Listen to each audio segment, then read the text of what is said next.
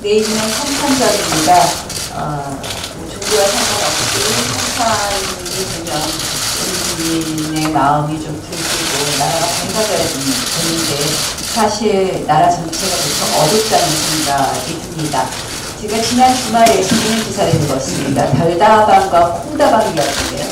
별다방이 콩다방보다 성공한 이유, 매출이 한 200배가량 된 이유는 결국 콩다방은 콩에만 집중했고 커피빈 콩에만 집중했고 별다방은 콩만 파는 것이 아니라 라이프 스타일을 같이 팔았다 이런 이야기가 있습니다. 저는 지금 정부가 국민들에게 정책적인 실망을 안기는 이유도 같다고 생각을 합니다. 도덕적 우월감에 취해서 자신의 이념에 치중한 경제정책에 집중하기 때문이다 이렇게 생각을 합니다. 앞으로 자유한국당은 우리가 지켜야 될 가치는 확실히 지키되 국민들이 원하는 국민들에게 맞는 서비스를 정신을 갖고 각종 정책에 임하겠다라는 말씀을 드립니다. 국민이 원하는 정치가 무엇인지 더 세심하게 살피겠습니다. 결국 별다방 같은 정당이 되겠다 이런 말씀 드리면서 어려운 시기지만 국민들께서 기쁜 마음으로 성탄절을 즐기시게 되기를 바라겠습니다. 임종석 비서실장과 조국 민정수석에 대해서 이야기하겠습니다. 어제 저희 진상조사단에서 서울 창조경제혁신센터장에 대한 그 첩보를 대검찰청에 이첩한 것을 확인하는 문건을 공개했습니다. 여기에 대한 청와대의 해명이 정말 참 가관이다 이런 표현을 쓸 수밖에 없지 않나 이런 생각을 합니다. 특감반장이 그냥 이것은 승진심사 실적에 제출하겠다고 해서 내용 잘 모르고 주요 사실이 가려진 채 그냥 확인해 준 것에 불과하다. 이게 과연 국민들이 납득하겠습니까? 너무도 궁색한 해명입니다. 그동안 청와대가 어떻게 해왔습니까? 이러한 것들은 불순물에 해당하기 때문에 이러한 것이 행여 올라오더라도 민간인 사찰에 관한 것이 행여 올라오더라도 불순물은 확실히 폐기되었다라고 이야기했었습니다.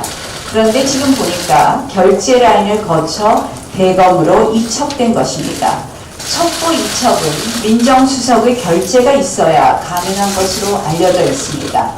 조직적 지시 보고가 없다면 불가능한 일입니다.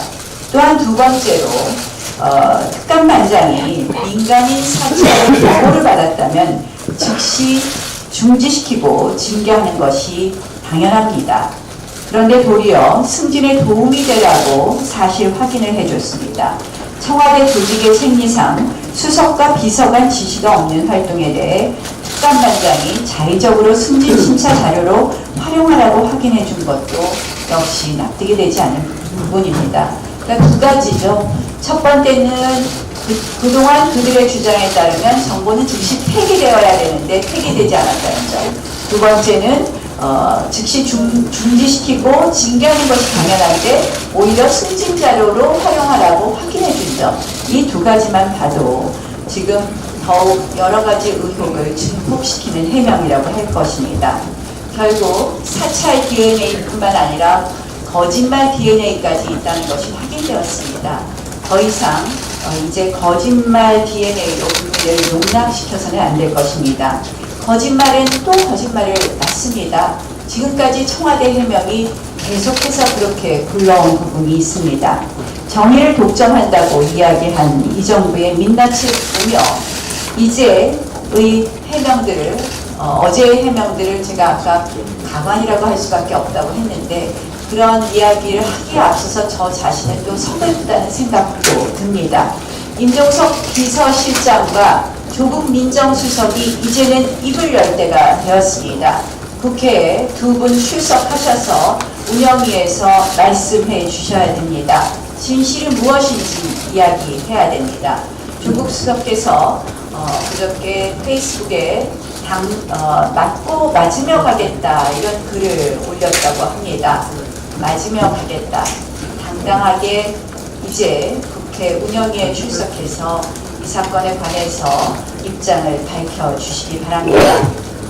만약 비서실의 관리감독 책임이 있는 임종석 비서실장 그리고 사건의 몸통이라고 추정되는 조국 민정수석이 출석하지 않는다면 국민과 국회에 대한 기만행위이자 오만행위라고 말할 수밖에 없을 것입니다. 자유한국당은 운영위 소집을 그 무엇보다도 우선할 것이라는 말씀을 다시 한번 드리며 오늘 11시 원내대표단 회의에서 이 부분에 대해서 강력히 요구하겠다는 말씀을 드립니다.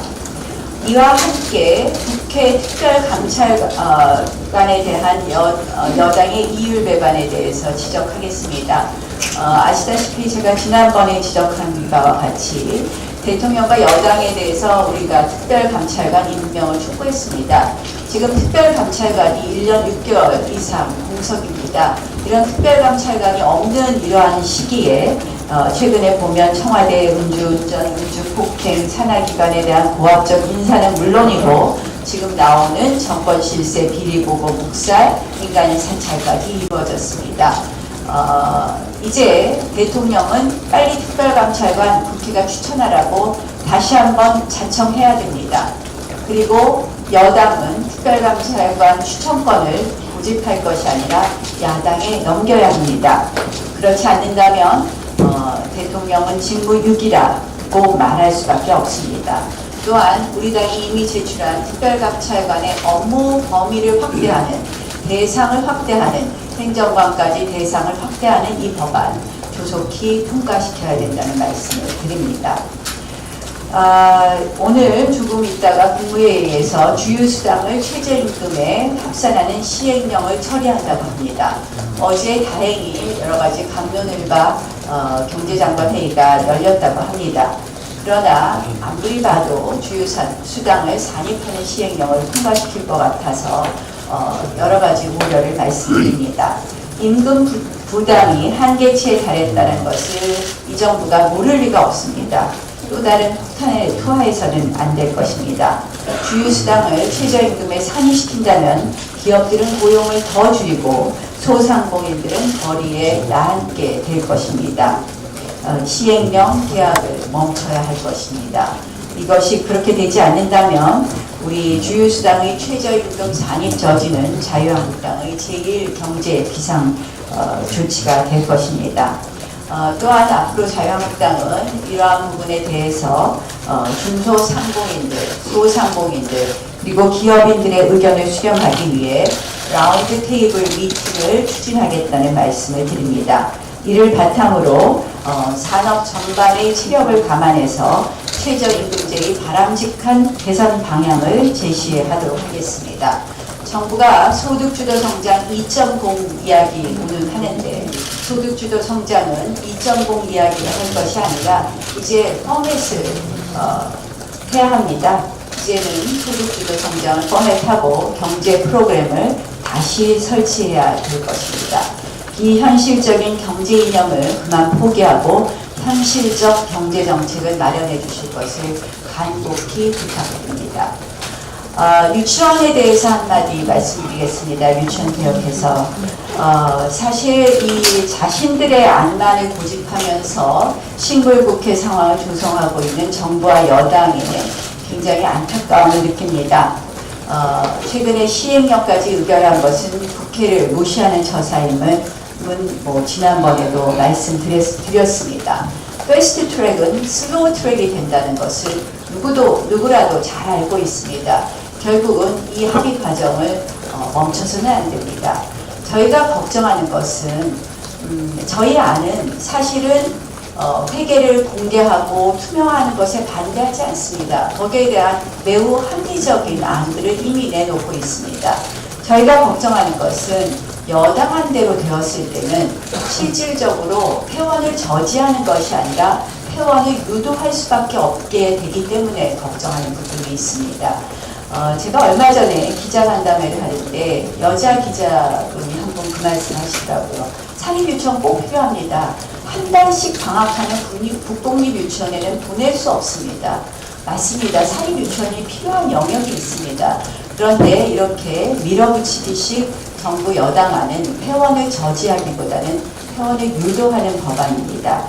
그래서 저희는 이제 더 이상 논의가 교착 상태에 있는 상임위를 떠나서 각 당의 정책위 의장과 그리고 소위 위원이나 간사가 포함하는 6인 합의체를 구성해서 유치원법에 대해서 더 가열차게 속도를 내어서 논의할 것을 제안합니다. 일단 이 부분에 대해서는 원내대표단 회동에서도 다시 한번 제안하겠다는 말씀을 드립니다.